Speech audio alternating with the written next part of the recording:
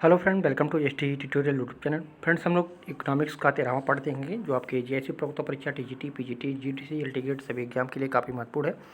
इसके पहले का पार्ट आप लोग प्ले लिस्ट में देख सकते हैं, जो आपके सभी वीडियो वहाँ पे मिल जाएंगे और सारे प्रैक्टिस सेट आपके एग्जाम के दृष्टि से तैयार किए जा रहे हैं। तो सभी इंपॉर्टेंट क्वेश्चन होंगे, तो वीडियो को अंत तक जरूर देखिएगा। अगर वीडियो अच्छा लगे तो चैनल को सब्सक्राइब कर लीजिएगा, लाइक कीजिएगा, दोस्तों में शेयर कीजिएगा।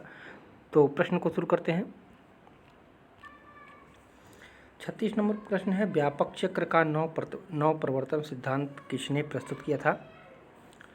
तो ये सुम्पीटर ने किया था। सी ऑप्शन करेक्ट होगा। व्यापक चक्र का नौ प्रवर्तन सिद्धांत जो है सुम्पीटर ने दिया था। और व्यापक चक्र होता क्या है? तो व्यापक चक्र पूंजीवाद समाज में जो है, किसी पूंजीवाद समाज में आर्थिक विकास का परिणाम होता है। जो पूंजीवाद समाज बनता है उसके आर्थिक विकास का जो परिणाम होता है उसी को व्यापक चक्र कहते हैं। और इसका नौ प्रवर्तन सिद्धांत जो है सुम्पीटर द्वारा दिया गया था। 37 नंबर क्वेश्चन है, कीन्स का रोजगार सिद्धांत बचत एवं विनियोग फलन को ब्याज की दर के सापेक्ष क्या मानता है? तो वो बेलोच मानता है। ठीक है, सी ऑप्शन करेक्ट होगा। कीन्स के अनुसार जो है बचत व विनियोग आय के स्तर का फलन होती है, न कि ब्याज दर के। ठीक है, जब प्रतिष्ठित अर्थशास्त्र बचत व विनियोग को ब्याज दर का फलन मानते थे तो उसको क्या कहते थे? तो उसको बेलोच माना जाता था। तो यहाँ पे सी ऑप्शन आपका करेक्ट हो जाएगा। 38 नंबर क्वेश्चन है, प्रतिष्ठित अर्थशास्त्रियों के अनुसार मौद्रिक एवं वास्तविक मजदूरी में संबंध होता है। मौद्रिक एवं वास्तविक मजदूरी में क्या संबंध होता है? तो प्रत्यक्ष एवं आनुपातिक का संबंध होता है। ये ऑप्शन आपका करेक्ट हो जाएगा।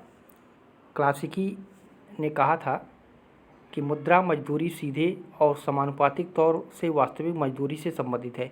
इसलिए जब मुद्रा मजदूरी में कटौती की जाती है तो वास्तविक मजदूरी भी उसी अनुपात में घट जाती है। परिणाम स्वरूप जो है बेरोजगारी कम हो जाती है और पूर्ण रोजगार पाया जाता है। ठीक है, तो ये दोनों के अनुपातिक संबंध आते हैं, प्रत्यक्ष और अनुपातिक। तो यहाँ पे ए ऑप्शन आपका करेक्ट हो जाएगा। 39 नंबर प्रश्न है, प्रोफेसर नाइट के अनुसार लाभ क्या है? तो प्रोफेसर नाइट ने लाभ को माना था अज्ञात जोखिम का पुरस्कार। ठीक है, बी ऑप्शन करेक्ट हो जाएगा, अज्ञात जोखिम का पुरस्कार। नाइट कहता है कि अनिश्चितता के कारण उत्पन्न जोखिम वहन करने का प्रतिफल है जो इसलिए साहसी को प्राप्त होता है। नाइट ने जो है जोखिम को दो भागों में बांटा था। पहला जो है ऐसा जोखिम जिनका अनुमान पहले से लगाया जा सकता है, इस प्रकार के जोखिम का जो है बीमा कराया जा सकता है। और दूसरी वो कहता है कि जोखिमें हैं जो अनिश्चित स्वभाव के हैं, जिनका पूर्व ज्ञान नहीं हो पाता है, इन जोखिमों का बीमा नहीं कराया जा सकता है। ठीक है, तो यहाँ पे जोखिम अज्ञात का पुरस्कार माना था किसको? लाभ को। तो यहाँ पे भी ऑप्शन आपका करेक्ट हो जाएगा। 40 नंबर क्वेश्चन है, लाभ का संभाव्य आश्चर्य सिद्धांत किसके द्वारा प्रस्तुत किया गया था? लाभ का संभाव्य आश्चर्य सिद्धांत तो ये प्रस्तुत किया गया था प्रोफेसर साइकिल ने। ठीक है, बी ऑप्शन करेक्ट होगा। प्रोफेसर साइकिल के द्वारा जो है लाभ का संभाव्य आश्चर्य सिद्धांत जो है प्रस्तुत किया गया था। 41 नंबर क्वेश्चन है, अल्पाधिकार बाजार में पाया जाता है। तो अल्पाधिकार बाजार में क्या पाया जाता है? तो कुछ विक्रेता होते हैं उसमें। ठीक है, अल्पाधिकार में जो है कुछ विक्रेता होते हैं, अब क्रेता की संख्या जो है ज़्यादा होती है तो उसको क्या कहते हैं? अल्पाधिकार बाजार होती है। ठीक है, तो यहाँ पे डी ऑप्शन आपका करेक्ट हो जाएगा।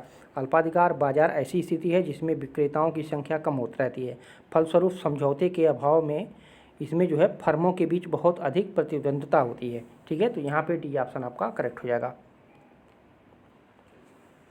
42 नंबर क्वेश्चन है, सामान्यतः दीर्घकाल में एकाधिकारी को सदैव अति सामान्य लाभ मिलता है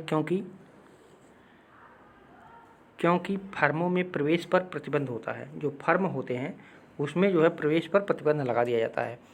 दीर्घकाल में फर्म अपने प्लांट के आकार में वृद्धि ला सकती है जिससे जो है उसका लाभ अधिकतम हो सके, और एकाधिकारी फर्म जो है दीर्घकाल में सामान्यतः असामान्य लाभ अर्जित करती रहेगी, इसलिए जो वहाँ पे जो है प्रवेश को प्रतिबंध कर दिया जाता है। तो यहाँ पे ए ऑप्शन आपका करेक्ट हो जाएगा। 43 नंबर क्वेश्चन है, पूर्ण प्रतियोगिता के दीर्घकाल में फर्म का संतुलन होता है। तो फर्म का संतुलन कैसा होता है? तो पूर्ण प्रतियोगिता में जो आपका ग्राफ बनता है इस तरह से ड्राइव होता है। ठीक है, यहाँ पे एलएमसी और एलएसी, ठीक है, और ये जो आपका ये जो मान होता है ये यल बराबर ए आर बराबर एम आर। ठीक है, यानी कहने का मतलब ये है जो लागत वक्र है वो न्यूनतम बिंदु पर उत्पादन कर रही है, तो इसी बिंदु पर जो है औसत आय जो ए आर है, औसत आय जो ए आर है आपका, ये दीर्घकाल लागत वक्र को स्पर्श रेखा भी इसको जो है टच करती है। इसलिए कहा जा सकता है कि यल एम सी बराबर ए आर बराबर एम आर। ठीक है, यानी हम कह सकते हैं औसत आय बराबर सीमांत लागत बराबर औसत लागत। जब सभी आपस में बराबर हो जाते हैं, जब सभी आपस में बराबर हो जाते हैं, एक ही दृष्टिकोण में रहते हैं, तो वहाँ पे पूर्ण प्रतियोगिता में दीर्घकाल का फॉर्म जो है संतुलन हो जाता है। तो यहाँ पे आपका सी ऑप्शन करेक्ट हो जाएगा।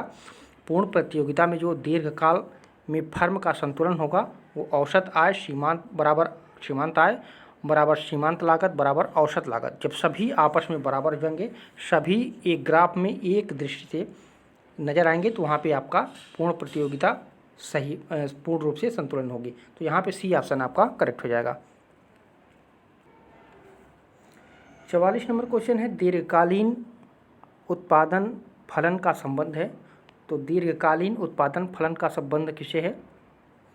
तो ये पैमाने के प्रतिफल से है। बी ऑप्शन करेक्ट होगा। ठीक है, जब सभी आगतों को परिवर्तित करके तथा इसके निर्गत के ऊपर पड़ने वाले प्रभाव का अध्ययन करते हैं, इस स्थिति का अध्ययन हम पैमाने का प्रतिफल नियम के अंतर्गत करते हैं और इसे जो है दीर्घकालीन उत्पादन फलन कहते हैं। ठीक है, तो यहाँ पे बी ऑप्शन आपका करेक्ट हो जाएगा। जब हम किसी फलन को जो है पैमाने के प्रतिफल के रूप में आंकते हैं तो वही क्या हो जाता है, हमारा दीर्घकालीन उत्पादन फलन कहा जाता है। ठीक है, तो यहाँ पे बी ऑप्शन आपका सही हो जाएगा। 45 नंबर क्वेश्चन है राजकोषीय नीति का तात्पर्य क्या है? तो राजकोषीय नीति का क्या तात्पर्य होता है? करारोपण और सरकारी व्यय। ठीक है, करारोपण और सरकारी व्यय। राजकोषीय नीति से आशय है सरकार की सार्वजनिक व्यय, करारोपण, सार्वजनिक ऋण तथा उसके प्रबंध से संबंधित उन नीतियों से है जिनका प्रयोग सरकार जो है अर्थव्यवस्था में रोजगार, राष्ट्रीय उत्पादन, आंतरिक तथा बाह्य आर्थिक स्थिरता, आर्थिक समता आदि नीतियों के प्रमुख उद्देश्यों को प्राप्त करने के लिए करती है। वही क्या कहलाती है? राजकोषीय नीति कहलाती है। ठीक है, इस एक तरह से कह सकते हैं कि सरकार जो है अपने खर्चे के लिए, अपने व्यय के लिए जो है जितने भी स्कीम या जितने भी कार्य करती है वही क्या होती है? राजकोषीय नीति होती है। और वो किसके द्वारा किया जाता है? तो करारोपण के द्वारा और सरकारी व्यय के द्वारा किया जाता है। ठीक है, तो यहाँ पे डी ऑप्शन आपका करेक्ट हो जाएगा। 46 नंबर क्वेश्चन है प्रतिभागी करारोपण कार्य करने की क्षमता पर प्रभाव डालता है।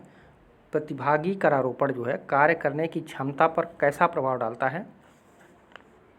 तो ये प्रतिकूल प्रभाव डालता है। ठीक है, बी ऑप्शन करेक्ट होगा। प्रतिगामी कर की दर जो है वह अनुसूची है जिसमें आय की वृद्धि के साथ कराधार की दर में कमी आती है, क्योंकि आय अनुपात में वृद्धि के साथ ही कर का भार कम होने लगता है। जो अमीर और गरीब वर्ग में अंतर में वृद्धि करता है, जिससे निर्धनों पर जो है हमेशा इसमें बुरा प्रभाव पड़ता है। ठीक है, तो ये जो है प्रतिकूल प्रभाव पड़ता है, यानी उल्टा, प्रतिकूल मीन्स उल्टा प्रभाव पड़ता है। ठीक है, जो हमेशा जो है निर्धनों पर बुरा प्रभाव इसका पड़ता है। तो यहाँ पे बी ऑप्शन आपका करेक्ट हो जाएगा। वैसे ही भी समझ सकते हैं जो प्रतिगामी करारोपण होता है ये हमेशा उल्टा होता है। ठीक है, इसका परिणाम जो है हमेशा उल्टा होता है, यानी प्रतिकूल होता है, और ये हमेशा जो है गरीब वर्ग के तबके को जो है बुरा प्रभाव पड़ता है। ठीक है, तो यहाँ से आप लोग समझ सकते हैं, तो बी ऑप्शन सही होगा। 47 नंबर क्वेश्चन है निम्नलिखित में से कौन प्रोफेसर सिराज के करारोपण के नियमों से सम्मिलित नहीं है? प्रोफेसर सिराज के करारोपण के नियमों में जो है सम्मिलित नहीं है, तो अनुमोदन उनके नियमों में सम्मिलित नहीं था। ठीक है, इनका पूरा नाम था फिंडले सिराज। ठीक है, और फिंडले सिराज ने जो है सार्वजनिक व्यय के 4 आधारभूत सिद्धांतों की बात कही थी। पहला था लाभ का नियम। ठीक है, पहला लाभ का नियम था। दूसरा था मितव्ययिता का नियम। ठीक है, मितव्ययिता का नियम। और तीसरा इन्होंने बताया था स्वीकृति का नियम। ठीक है, और चौथा बताया था आधिक्य का नियम। चौथा आधिक्य का नियम बताया था। तो इसमें जो है अनुमोदन की कहीं भी इन्होंने जिक्र नहीं किया था। ठीक है, आधिक्य था, मितव्ययिता था, लोच था। ठीक है, लोच को ही स्वीकृति का नियम भी कहा जाता है। ठीक है, तो यहाँ पे ये तीनों था, अनुमोदन नहीं था। अनुमोदन के स्थान पे क्या था, तो अनुमोदन के स्थान पे जो है आपका था क्या बोलते हैं, मितव्ययिता लाभ का नियम था। ठीक है, तो यहाँ पे आपका डी ऑप्शन करेक्ट हो जाएगा। 48 नंबर क्वेश्चन है, निम्नलिखित में से किस कर को प्रत्यक्ष कर नहीं कहा जा सकता। प्रत्यक्ष कर नहीं कहा जा सकता, तो उत्पाद कर को हम प्रत्यक्ष कर नहीं कह सकते हैं। ठीक है, जिन करों के बोझ को विवर्तित किया जा सकता है उन्हें परोक्ष कर कहते हैं। जैसे संघीय उत्पाद शुल्क हुआ, सीमा शुल्क हुआ, सेवा कर हुआ, बिक्री कर हुआ। ठीक है, जबकि आयकर जो निगम है, उपहार कर है, अस्थि कर है, व्यय कर है, संपत्ति कर है, पूंजी लाभ कर है, लाभांश कर है, ब्याज कर है आदि जो है केंद्र सरकार के प्रत्यक्ष कर में आ जाते हैं। ठीक है, संपत्ति कर, आय कर, उपहार कर ये जो है सरकार के प्रत्यक्ष कर में आ जाते हैं, और उत्पाद कर ये जो है प्रत्यक्ष कर नहीं है। ठीक है, तो यहाँ पे डी ऑप्शन आपका करेक्ट हो जाएगा। 49 नंबर क्वेश्चन है, वैगनर की परिकल्पना संबंधित है। तो वैगनर की परिकल्पना किससे संबंधित थी, तो ये सार्वजनिक व्यय से। ठीक है, बी ऑप्शन करेक्ट होगा। एडोल्फ वैगनर ने जो है आनुभाविक विश्लेषण के आधार पर यह स्थापित किया कि सार्वजनिक व्ययों में विस्तार की दर जो है अर्थव्यवस्था की समृद्धि दर से अधिक होती है। जैसे जैसे आर्थिक विकास हो जाएगा, राज्य की क्रियाओं में और तेज़ी से विस्तार होगा। उनके सिद्धांत को जो है राज्य व्यय के विस्तार का नियम कहते हैं। ठीक है, तो वही वैगनर की परिकल्पना मानी जाती है सार्वजनिक व्यय से। ठीक है, तो यहाँ पे बी ऑप्शन आपका करेक्ट हो जाएगा। 50वां नंबर क्वेश्चन है, राजकोषीय नीति के संबंध में निम्नलिखित में से कौन सा कथन सही नहीं है। राजकोषीय नीति के संबंध में कौन सा कथन सही नहीं है, तो राजकोषीय नीति में कर, नीति और व्यय को सम्मिलित किया जाता है, तो बिल्कुल सही है। राजकोषीय नीति का संबंध सार्वजनिक ऋण तथा ऋण प्रबंधन से है, ये भी सही है। राजकोषीय नीति अर्थव्यवस्था में मुद्रा की पूर्ति को प्रभावित करती है, ये भी सही है। राजकोषीय नीति विनिमय दर को स्थिर रखती है, तो ये गलत है आपका। ठीक है, राजकोषीय नीति जो है विनिमय दर को स्थिर नहीं रखती है बल्कि अस्थिर रखती है। ठीक है, अस्थिर रखती है, तो यहाँ पे कौन सा संबंध सही नहीं है, तो यहाँ पे डी ऑप्शन आपका सही हो जाएगा। ये कथन जो है राजकोषीय नीति के बारे में सही नहीं है। ठीक है, तो यहाँ पे डी उत्तर आपका सही हो जाएगा। तो फ्रेंड्स, रहे महत्वपूर्ण प्रश्न। कैसा लगा वीडियो कमेंट कीजिएगा, वीडियो को लाइक शेयर भी कीजिएगा। फिर मिलते हैं अगले पार्ट में। पूरा वीडियो देखने के लिए आप सभी को धन्यवाद।